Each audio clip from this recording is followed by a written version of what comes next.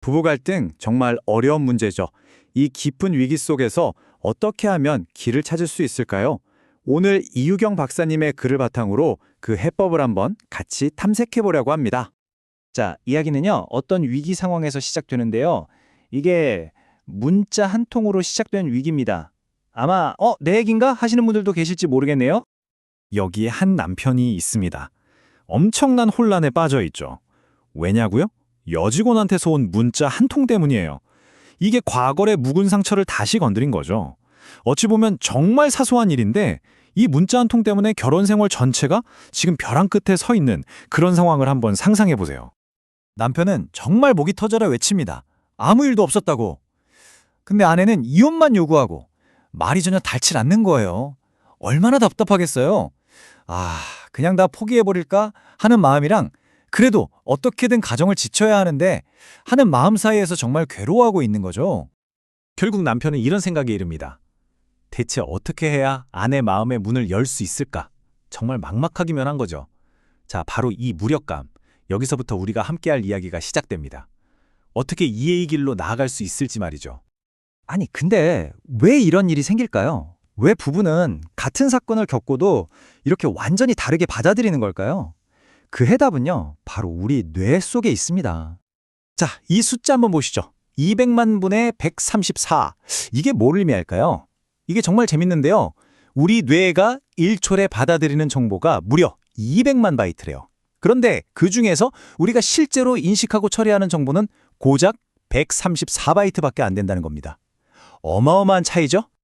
그러니까 우리 뇌는요, 현실을 있는 그대로 녹화하는 비디오 카메라가 절대 아니라는 거예요. 오히려 편집자에 가깝죠?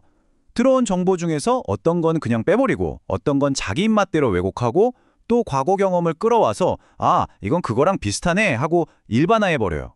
핵심적인 몇 가지만 남기고 기억을 압축해버리기도 하고요. 이게 바로 내로남불의 과학적인 근거라고 할 수 있겠네요. 똑같은 행동을 봐도 우리 뇌는 그걸 자신한테 유리하게 해석하거든요. 내가 하면 로맨스고 남이 하면 불륜이 되는 거죠. 아주 기가 막힌 예시죠? 결국 우리는 보고 싶은 것만 보고 믿고 싶은 것만 믿게 되는 경향이 있는 거예요. 여기서 정말 중요한 포인트가 나옵니다. 우리는 각자 자기만의 필터로 세상을 보고 있다는 것. 그렇기 때문에 서로를 완벽하게 이해한다는 건 사실상 기적에 가까운 일이라는 거죠. 자, 그럼 이제부터가 중요합니다. 서로의 세상이 이렇게나 다른데 도대체 어떻게 해야 이해하고 소통할 수 있을까요? 해결책을 한번 찾아보죠. 이해와 소통으로 가려면요, 먼저 진리라는 걸 받아들여야 합니다. 진리라는 건 변하지 않는 세상의 보편적인 원리 같은 거예요. 예를 들면 공자님이 말씀하신 인, 그러니까 다른 사람을 사랑하는 마음이라든지 부처님이 말씀하신 집착하지 않는 마음 같은 것들이요. 이건 누가 봐도 옳은 보편적인 가치죠. 그런데 여기서 진실이라는 개념도 함께 알아야 해요. 진실은 거짓이 없는 사실이긴 한데 사람마다 또 상황마다 다를 수 있다는 게 중요해요. 그러니까 나에게는 이게 진실인데 상대방에게는 저게 진실일 수 있다는 거죠. 둘 다 거짓말을 하는 게 아닌데도요. 바로 이 서로 다른 진실 사이의 간극, 이걸 어떻게 메울 수 있을까요? 첫 걸음은 정말 간단하면서도 강력한 한마디를 내 마음속으로 받아들이는 겁니다. 바로 그럴 수도 있다! 이 생각 하나만으로도 상대방의 세상을 인정하고 들어갈 문이 열리는 거예요. 그럴 수도 있겠구나라고 생각하면 자연스럽게 공감으로 이어지게 됩니다. 공자님 말씀처럼요. 내가 원하지 않는 것을 남에게 강요하지 마라. 이게 바로 공감의 핵심이잖아요. 상대방이 뭘 느낄지 헤아려 보는 것. 모든 관계의 기본 중에 기본이죠. 자, 그럼 이런 원리들을 맨 처음 봤던 그 남편의 위기 상황에 한번 적용해 볼까요? 꽁꽁 닫힌 아내의 마음의 문을 열려면 구체적으로 뭘 해야 할까요? 지금부터 그 세 가지 방법을 알아보겠습니다. 네, 관계 회복으로 가는 길은 크게 세 단계로 볼 수 있습니다. 첫 번째는 중재자를 찾는 것, 두 번째는 상대방을 바꾸려고 하지 말고 이해하려고 하는 것, 그리고 마지막 세 번째는 진정한 소통을 추구하는 겁니다.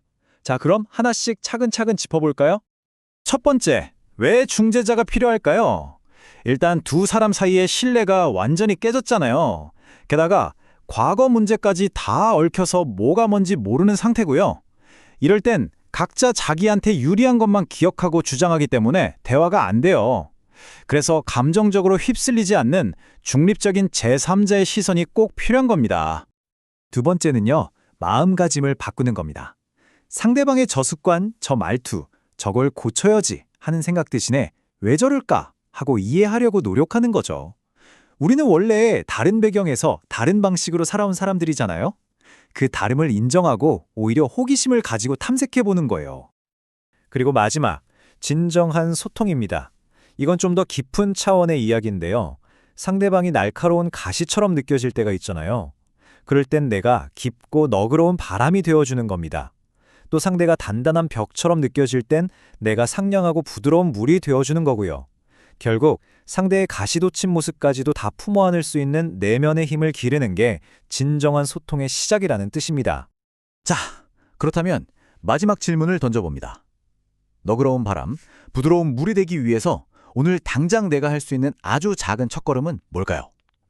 진정한 화해라는 건요, 어떤 대단하고 거창한 행동 한 방으로 이루어지는 게 아니거든요.